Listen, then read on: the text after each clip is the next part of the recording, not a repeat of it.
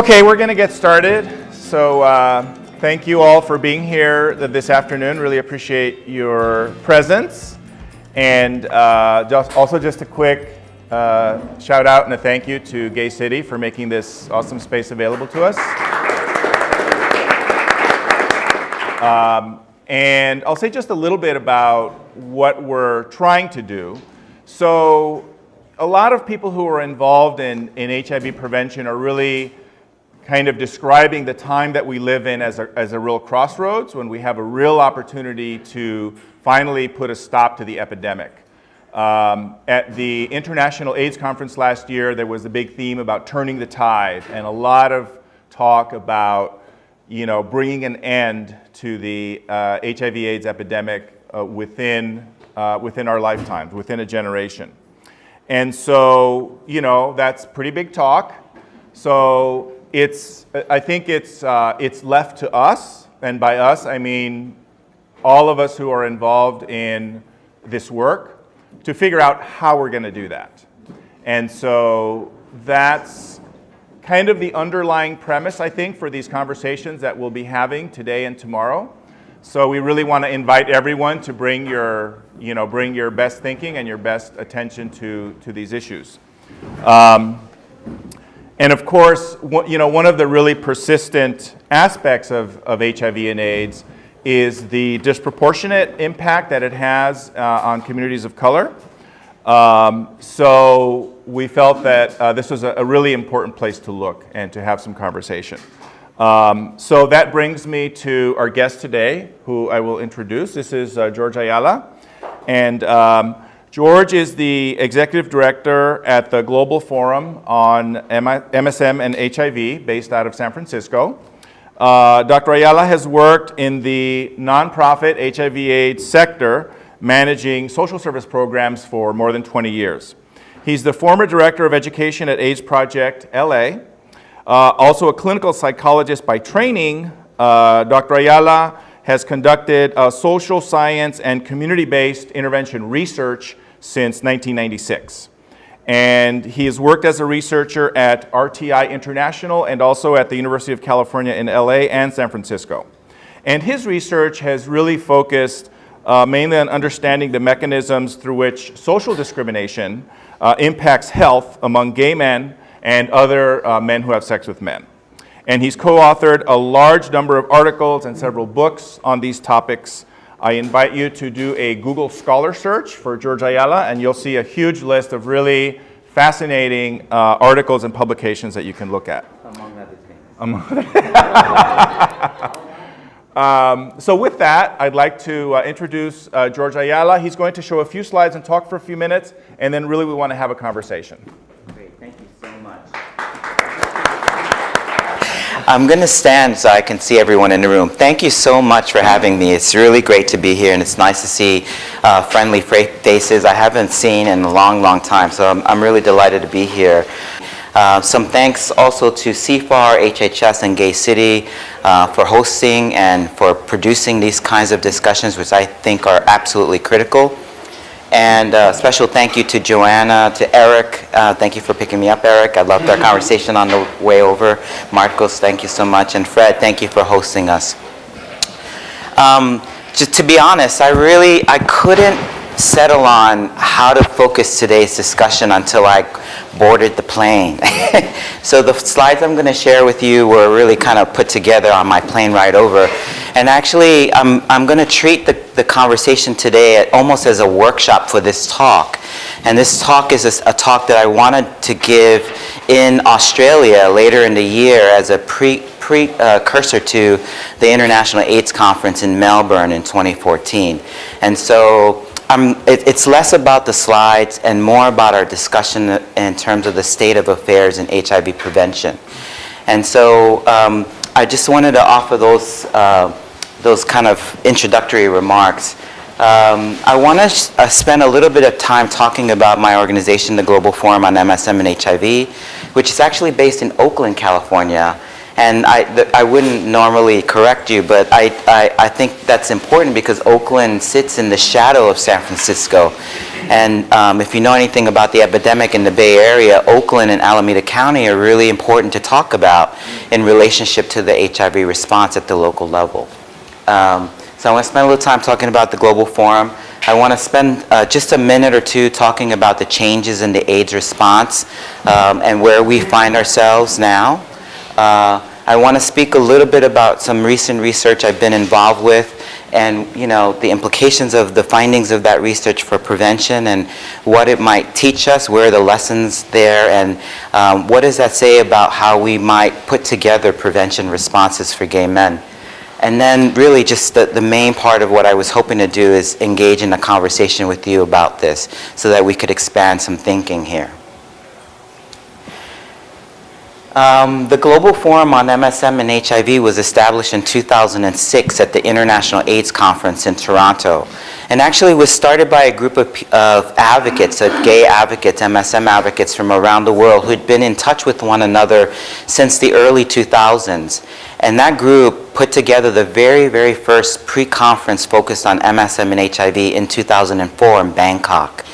And in 2006, they did the same thing. And the reason they did that was because they were frustrated. We were frustrated by the relative silence on MSM and HIV discussions at the international AIDS conferences. And so we felt it was important to put together events, standalone events that were independent of the larger conferences as a way to raise visibility to the issues concerning MSM and HIV, which we have known for a long time are important in terms of the disproportionate HIV disease burden shouldered by gay men and MSM. So at the 2006 conference, that organizing group established themselves as the Global Forum on MSM and HIV to carry forward some advocacy regarding MSM, health, and human rights more broadly. And the mission here is to work for equitable access to effective HIV prevention, care, and treatment, and support services to gay men and other men who have sex with men, including gay men and MSM living with HIV, while promoting their health and human rights worldwide. Our work is organized around 5 main goals, operating goals, and they're fairly straightforward. It's really about expanded coverage of quality HIV-related services that are tailored to the needs of gay men and MSM. Realized promotion and protection of human rights, which continues to be a challenge here in the United States, but also around the world.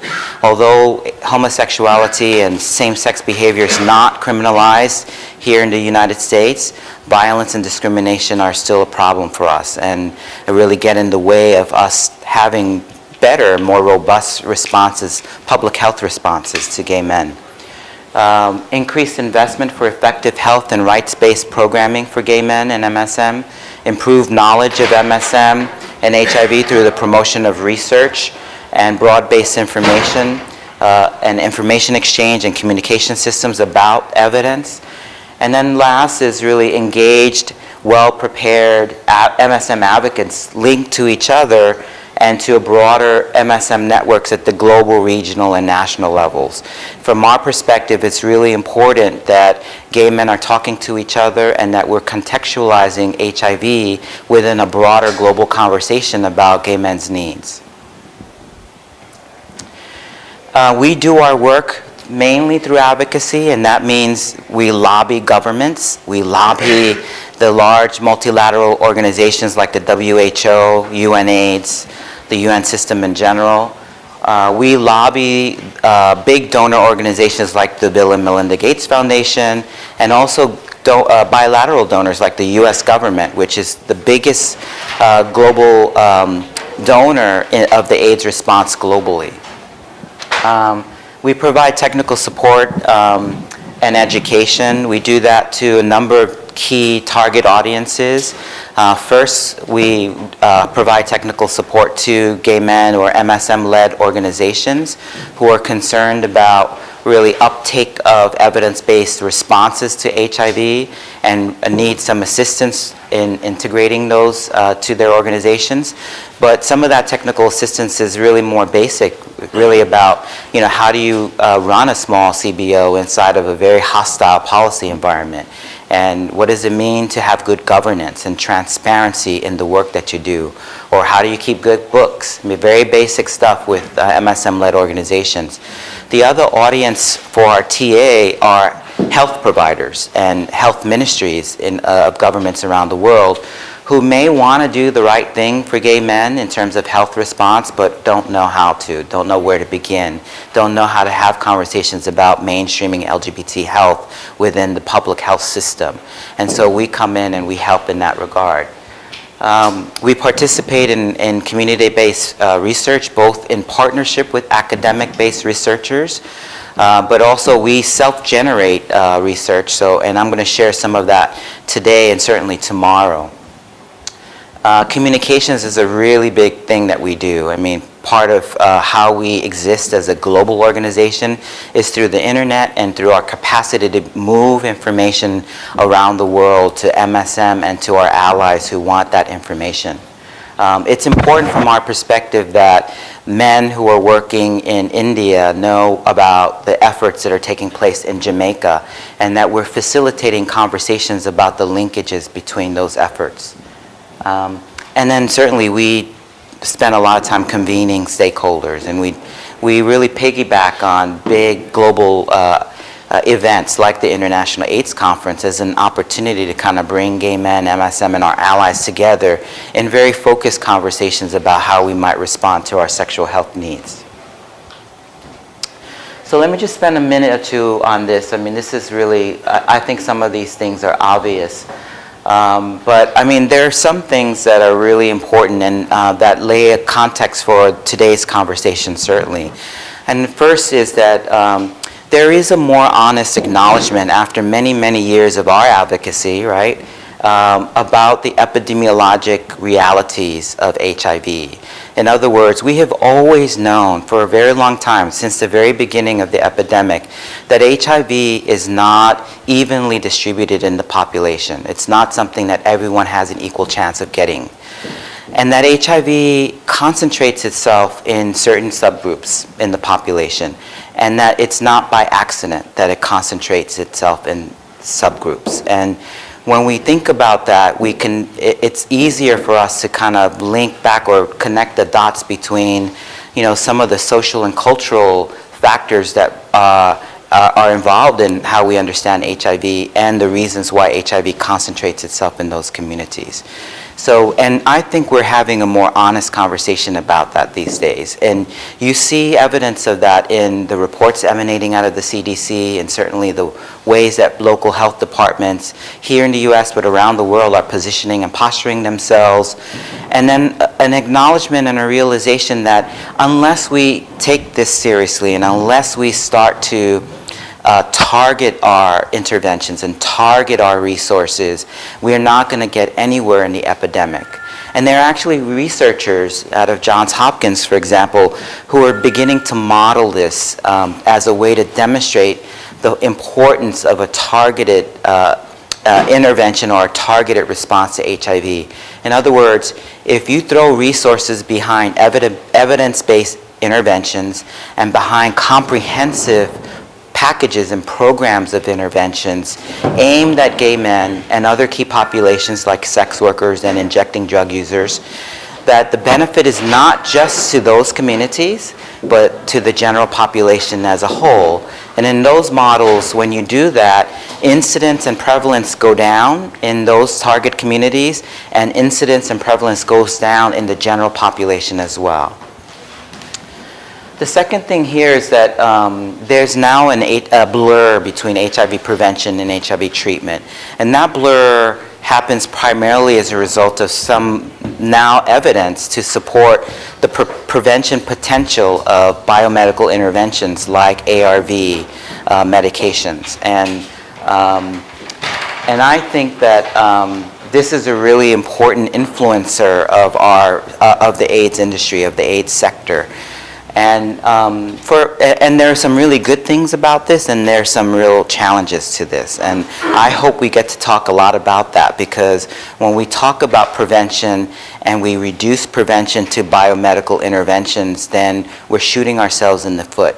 Because it doesn't matter how good the intervention is, how efficacious it might be, it needs to be wrapped in a comprehensive approach that takes into account the social, cultural, and behavioral considerations that we all know are very important.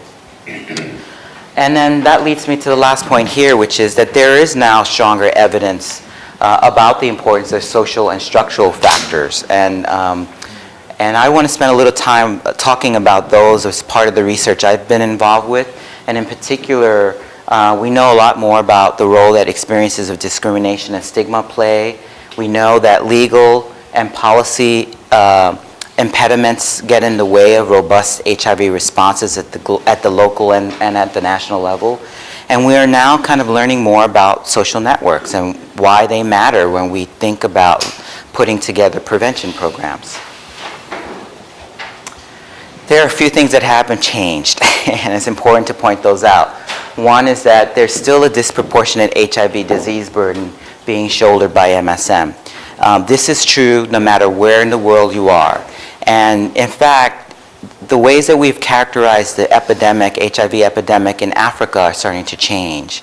Because even in places where there's high HIV prevalence in the general population, surveillance studies are revealing that the HIV disease burden is disproportionate. And the groups that are most impacted are gay men, MSM, transgender people, injecting drug users, and sex workers. Those are the 4 target populations that we need to be paying attention to. And of those, MSM are by far the most impacted. This is true in the United States as well. We've known this for a very long time. We went through this really dark period in public health here in the US where all of a sudden we became invisible, and it was really kind of a no-no to gayify AIDS, or we were all in the business of de-gaying AIDS. I still can't wrap my mind around that period of time in our history, but it hurt us. And I think we're paying for that now. So the second thing that hasn't changed is that funding worldwide, including here in the US, remains disproportionate to disease burden. In other words, when you look at investment in HIV public health responses, too few of the public health dollars are devoted to MSM. This varies, right? So from local jurisdiction to local jurisdiction, there's some variation in that. And some cities and some local jurisdictions do better than others. But on the whole, in general, funding doesn't keep pace with the epidemic, and certainly not in a way that's commensurate with how we know HIV is impacting gay men. Discrimination, stigma, and criminalization continue to undermine our efforts. This is not only worldwide, but it's true here. And I put criminalization here because HIV transmission is criminalized in about 30 states in the United States. In other words, if you live with HIV and you transmit HIV to a partner, and you can get brought up for charges and incarcerated and put into jail for many years for doing that. That's a problem, and that's a violation of human rights. When we talk about the rights of gay men, we have to include the rights of gay men here in the United States, and we have to be willing to point out where the US is wrong in its public health policy. There's no justification and there's no public health merit in policies that criminalize people for who they are, for what they do. That's not a public health response. And then there's an urgent need still for smart, culturally competent, community-led social and behavioral interventions. And I want to spend the last part of my talk talking about that. Just really quickly, just to give you a snapshot of what I was talking about earlier regarding the global epidemic among MSM. In the blue bar is prevalence of HIV in all adults. And along the bottom axis is by region. So starting in sub-Saharan Africa, South and Southeast Asia, East Asia, Central and South America, the Caribbean, and Eastern Europe, Central Asia. In all places around the world, the prevalence of HIV is far higher among MSM than in the general population. So that's important. MSM are 19 times more likely to be HIV positive than the general population in low and middle income countries. And that's from a series of HIV surveillance studies now that have been completed across several countries. Only 24 to 55% of MSM are reached by HIV prevention and care services. It really depends on where in the world you are. In the global north, which is Western Europe, North America, Australia, New Zealand, we're doing a little better in terms of reach, in terms of coverage, program coverage for MSM. But in Africa, in Asia, in Latin America, in the Caribbean, Eastern Europe, we're really not doing very good at all. And only 37% of MSM report HIV testing in the past 12 months. That's pretty serious. And so it signals to me that we have a lot of work to do in terms of program coverage worldwide. So, I've been involved with a lot of different social science research projects over the last few years, and I want to zero in on 3 projects as a way to raise and to underscore a few of the issues that I signaled in the introductory slides. And the first area of research I want to talk about is social discrimination in HIV. Now, this, I meant this to be an informal discussion, so each of these areas are really deserving of like their own presentations, their own courses. And I limited it to 1 or 2 slides per area as a way to just kind of give us some room and time to talk. So this is an area of research for me that is kind of near and dear to my heart. It's how I got started in doing social science research. And this is published research with Greg Millett, who's going to be speaking tomorrow. It's based on a 3-city CDC-funded study of Latino and African American men who have sex with men in New York, Los Angeles, and Philadelphia.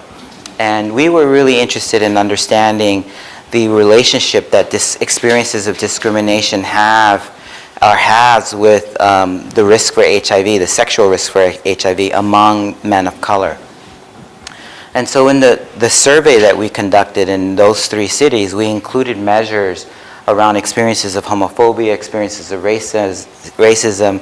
We had measures around financial hardship because we thought that mattered. And certainly we heard in qualitative research and in focus groups with gay men in those cities that these things really mattered. We wanted to understand the role that lack of social support also played in risk. And we threw in there something that guys told us in the context of focus groups, which is, I may come with the best of intentions of taking care of myself and my partner, but there may be situations that I find myself in, sexual situations, in which all my intentions are undermined or all of my intentions and motivations may just go out the window. So we were really interested in really understanding that, so we created a measure to measure that, or a scale to measure that. And we put this all into kind of a path analysis to understand, do these things hang together? Do they all matter? And what are the relationships to risk? And this is what came up, at least for this group of men. There were about 1,000 men in this study, so it's a rather large sample. The outcome indicator here was unprotected anal intercourse with a partner who didn't share your HIV status. And so you'll see that the paths that are significant are indicated with an asterisk, right? So those paths really matter.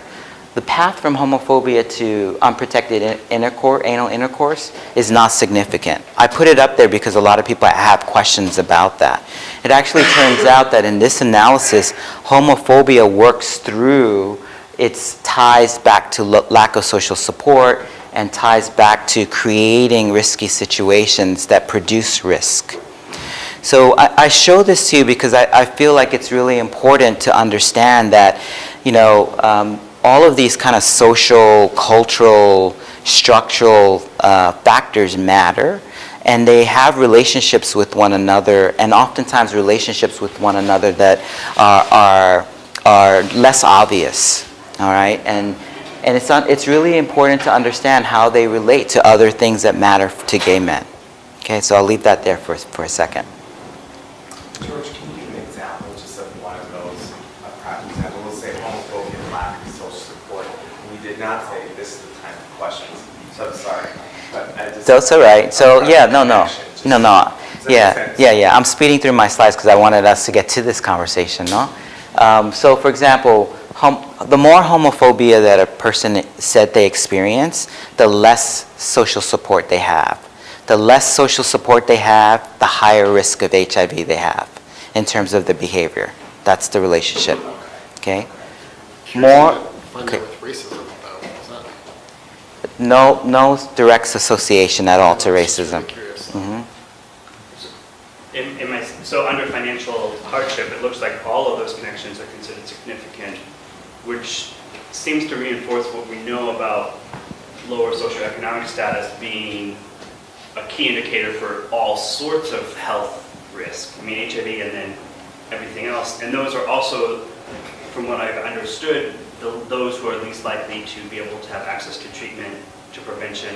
I mean, it sounds like low SES looks, from that model, looks as one of the most significant pieces. That's right. So yes, the harder financially it is for you, at least among the participants of this study, the more likely participants were to find themselves in high-risk situations, and also the less likely they were going to report that they had social support.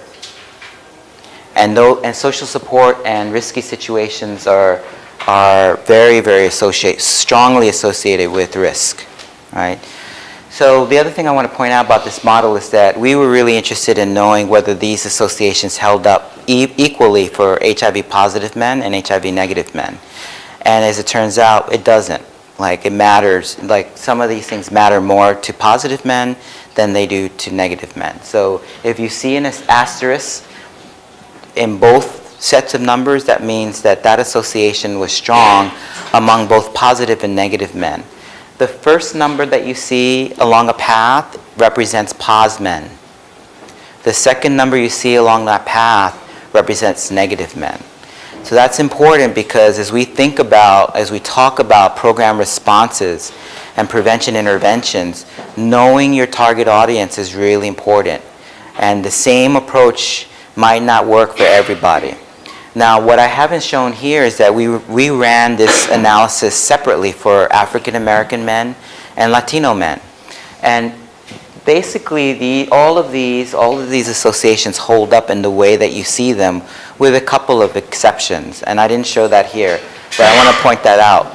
Racism ends up being kind of a strongly associated with risk for HIV, and it was a direct association. It didn't work through any of the other factors listed in this model.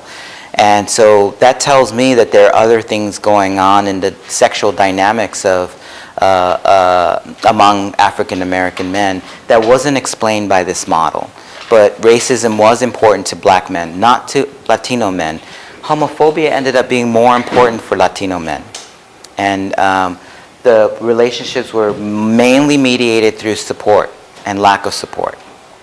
So again, this is not meant to kind of dwell on this necessarily, but really just to kind of raise some questions, right? And to really kind of inform a more nuanced conversation about, what does discrimination have to do with how we respond to, HIV, certainly among men of color, MSM of color, and why does this matter? I want to spend just a minute talking about social network characteristics. I'm involved in a study that just ended. The principal investigator of the study is Kyung-hee Choi out of the University of California, San Francisco. And she and I, along with Jay Paul, who's another researcher in San Francisco, spent some time in Los Angeles talking with Black, Latino, and Asian Pacific Islander men who have sex with men in Los Angeles. And we're really interested in understanding whether the structural, compositional, and functional characteristics of social networks are the same or different across those groups. And there was some research prior to this study that led us to believe that social networks matter, and matter in relationship to the risk for HIV. And that's what prompted this study. So we wanted to know whether that's true or not, and what about social networks. So we started with this question about characteristics. Structure in this study really referred to the size of networks and the density of those networks. Size meaning how many people that a participant in the research list as part of their social network. And that may have included family and friends and lovers or ex-lovers, co-workers, schoolmates. It didn't matter. I mean, there were a number of categories that we kind of tracked. Density was the extent to which members of the social network knew each other. So the more members of a social network know each other, the more of those members who know each other, the denser the network. The fewer of those members who knew each other, the less dense of the network. Okay? Closeness was a factor that we were really interested in, and actually ego-altered closeness just refers to closeness in relationship to the participant responding to the survey. So ego is the participant. It's just social network lingo. And then norms. We were interested in norms inside of the social network. And in this study, we were particularly interested in safer sex norms in a social network. We also asked about which types of network characteristics are associated with sexual risk, whether these social network characteristics interacted with one another in any way in relationship to risk, and whether the associations of social network characteristics with sexual risk varied by race, ethnicity. So is this the same for African American, API, Latino, or did they vary in some way? This is what we found. Now this work is, I didn't put any more slides. There's one more slide after this on this, but there's a poster presentation and another kind of talk being given later in the year, and we're just starting to publish this stuff. You guys are the first to see this, and so thank you, Kyung-Hee Choi, for letting me present this. Here are the main findings. African American, Asian, Pacific Islander, and Latino MSM were comparable on social network characteristics. In other words, those characteristics that I talked about didn't vary very much across the groups. Network size had little impact in sexual risk. In other words, it didn't matter whether you had a small network or a really large network. Guys who had those kinds of networks didn't differ in terms of the level of risk they reported in the study. However, network density mattered. It had a protective effect for sexual risk. HIV non-concordant UAI was the sexual risk indicator that we used. The more dense a network, the less risk a participant had. In other words, the extent to which members of a social network knew each other and were talking to one another, that has a protective effect for some reason. And that was a surprise to us. We actually went in thinking size mattered, right? So we thought the bigger the social network, that would have a protective effect. Didn't really matter. But density does matter. And then there was a statistical significant interaction between network composition, closeness, and function, norms. Safer sex peer norms had a protective effect for men who reported medium or high closeness, but not for those who reported low closeness.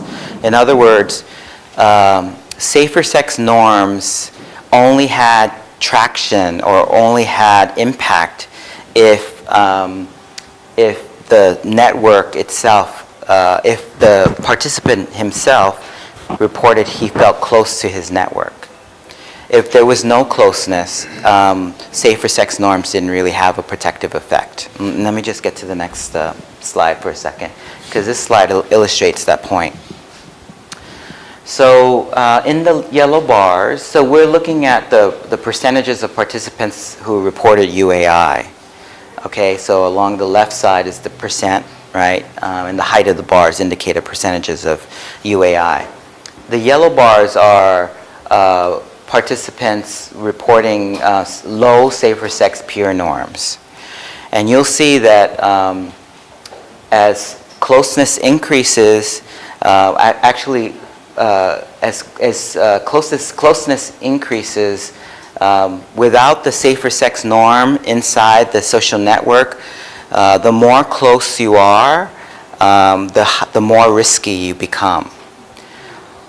Okay, the more close you are with your social network, the more at risk you are. However, that goes away if there's a kind of a solidly established safer sex norm inside of a social network. And as you become closer, that effect is a little stronger. Okay, so there's an interaction between these things that I think are important, and I think we should come back to in our discussion. And then the last thing I want to talk about is access, right? So we're all in kind of this period of time where we're gearing up services to gay men, MSM, and in particular HIV testing services, HIV treatment services, because we know the promise and the potential of treatment and getting people treated when they need treatment. So I want to spend a little time talking about this. This is a study called the Gay Men's Health and Rights Survey. We've done this survey twice. It's a global online survey of men who have sex with men. We did it in 2010. We repeated it in 2012. We were really just interested in identifying factors that hinder and facilitate access to HIV-related services. We wanted to move beyond individual level predictors of MSM and sexual health to talk about and introduce, the structural and social barriers and facilitators. And also, we wanted to use the survey as a way to represent MSM voices and the subjective experiences of MSM in research like this. So again, I'm not going to spend too much time. We learned a lot, and we've published on this survey several times. You can go to our website to get some of the reports on this survey. But I want to show you some of the things we learned about in terms of access. In terms of access to condoms and to lubricants and to HIV testing and HIV treatment, overall, we're not doing very well, right? So less than 50% of men surveyed had access to those things. And actually, the access to lubricants was lowest. So men struggle really around the world to get access to lubricants. These things all relate to one another, right? So as we think about comprehensive HIV prevention packages and approaches, if men are having trouble and struggling getting access to one, it really has a ripple effect to the program approach that we want to take. So in the columns that say all, that reports all survey respondents, we had more than 6,000 survey respondents in this survey. In the middle, you'll see US, and so there's a comparison that we did between US and other. And in terms of access to condoms, the US does better than the rest of the world. So we're doing a better job getting condoms to gay men, but 52% is not, it should really be closer to 100%. In this day and age, 30%, only 30% access to lubricants in the US. They're still better than the 21% for the rest of the survey respondents. US respondents also doing better in terms of access to HIV testing. However, when you look at access to HIV treatment, the US is not doing as well as the rest of the world. Actually, 32% of respondents from the US in our survey said they had easy access to HIV treatment. That was a surprise to me. I'm going to come back to this access issue tomorrow in my talk at the symposium. There's another slide that accompanies this that just looks at the US sample in our survey and compares racial ethnic minority participants with everyone else. And there are some surprises in that. I'm going to hold the surprises until tomorrow.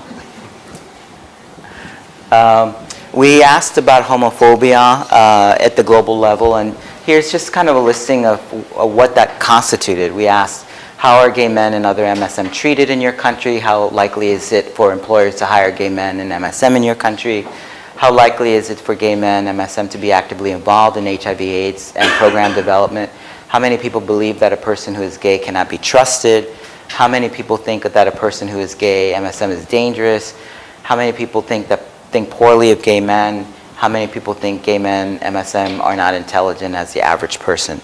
This comes from a standardized scale that other researchers use, so we borrowed from that and adapted it. And the reliability of the scale held up across 6 languages and across 160 countries in which we administered the survey. We also asked about internalized homophobia. How morally acceptable is homosexuality to you? How likely is it that you change your sexual attraction to men if you could? How comfortable are you with obviously effeminate homosexual men in gay bars, in social situations with gay men, discussing homosexuality in public situations, and being homosexual man? We asked about psychological distress, and there's a lot of ways to measure this. Again, we borrowed from a standardized measure of psychological distress. It mainly looked at depression and anxiety. So how often had you had a little interest or pleasure in doing things? How often have you felt down, depressed, or hopeless? How often have you felt nervous, anxious, or on edge? How often have you been unable to stop or control worrying? And then community engagement. Other researchers have looked into this. There are standardized scales in community engagement, which we again borrowed from, and these ended up being highly reliable across 6 languages and 160 countries. Here's some examples of what we asked. In the past 12 months, how often have you gone to a gay support group, gone to a gay professional business, etc. You get the sense of that. Also, as part of the community engagement, and I put this on a separate slide, it's all one scale, but there are 2 aspects to the scale. One is really about social and social involvement, and the other one is really about how engaged a participant might be in terms of venues they would go to meet other men for sex. And so here is really visited gay chat rooms on the internet, attended gay parties, gone to gay bars, neighborhoods, nightclubs and dance clubs, used smartphone applications to find other gay men MSM. And then last that I wanted to kind of bring up here, which I think is unique to our survey, is that we asked about sexual happiness. When was the last time you heard or saw a survey that asked gay men about how happy they were with their sex lives? Not very often. There's some researchers out of Sigma Group in London who've been looking at this and incorporating a scale on sexual happiness in large-scale online surveys that they're doing in Europe and in the Caribbean. The European survey that rolled out a year or 2 ago had about 10,000 or 11,000 men in the sample. And they learned some really interesting things about the level of happiness men have about their sex lives. Just to give you a taste of this scale, there are 2 parts of the scale. One is really about quantity of sex, and the other one is about quality of sex. How happy are you with your sex life? How happy are you with the amount of sex you have? How happy are you with the number of sex partners you have? And then quality, how happy would you be in a steady relationship with one partner? How happy are you with the kind of sex you are having? How happy are you with the level of intimacy you have with your partners? So I said earlier we had 6,000 plus men in the survey. 71% of survey respondents actually made it to the last question, which is a high response rate for surveys like this. 165 countries represented. This is the age range from 12 to 90. And 83% of the sample self-identified as gay. 18% reported living with HIV, just to give you a sense of who was in the sample. 40% said that they consistently used condoms in the last 12 months. STI treatment in the past 12 months, 25%. Use of mental health services in the last 12 months, 18%. Just give you a sense of what guys were saying. And then along the bottom is the number of sex partners men said they had in the last 12 months. 3 or more, 56%, almost 57%. This is my last slide. So we're building a model of sexual health for gay men using this survey data. And so this is an initial run of some of the associations. We still have to kind of do a deep dive in the data set to understand the direction of these relationships. These are what I'm reporting here, just bivariate associations. In other words, we asked, are these things that we just talked about related to one another? And if so, are they positively related or negatively related? And this is what we came up with. So it turns out that there's a negative relationship to sexual happiness between experiences of homophobia, external experiences of homophobia, and internalized experiences of homophobia. In other words, the more homophobia you experience in your country, in your place where you live and work, the less sexually happy you are. That's not a surprise. The more homophobia you experience, the more psychological distress you're likely to report, both in terms of depression and anxiety. The more homophobia you experience, the less likely you are to say you're meaningfully engaged in the gay community. The more homophobia you experience, the less likely you are to say that you are getting sex where you need to get it, where you know you can get it. These factors in the middle, psychological distress, gay community engagement, were all related to sexual happiness. So more psychological distress, less happy sexually you are. More engaged, the more sexually happy you are. And then we have on the bottom condom use and STI treatment. STI treatment is kind of a proxy for whether or not a man had an STI in the last 12 months. We didn't ask that question like that. We asked, did you get treated for an STI in the last 12 months? And there's some relationship between, STI, condom use, and community engagement, but only in terms of how men were accessing sex from the gay community. So the more connected you were to gay, or the more engaged you were to the gay community in terms of where you find sex, the more likely you were to use condoms. That's good news for us, right? The more engaged you are to gay community in terms of where you get sex, the more likely you were to report STI. Bad news for us, right? So there's work to be done there. I put that there because I wanted folks to understand that there's still work to be done. And then the more likely you were to report an STI in the last 12 months, the more likely you were also to report using condoms.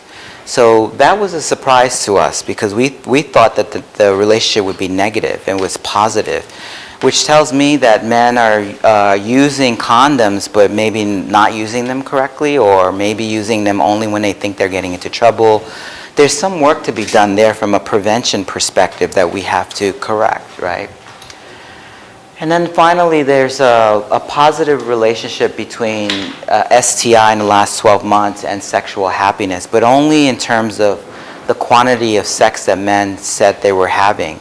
So the more sex that you said you were having and the happier you were about that amount of sex, the more likely, obviously, you were to report an STI in the last 12 months.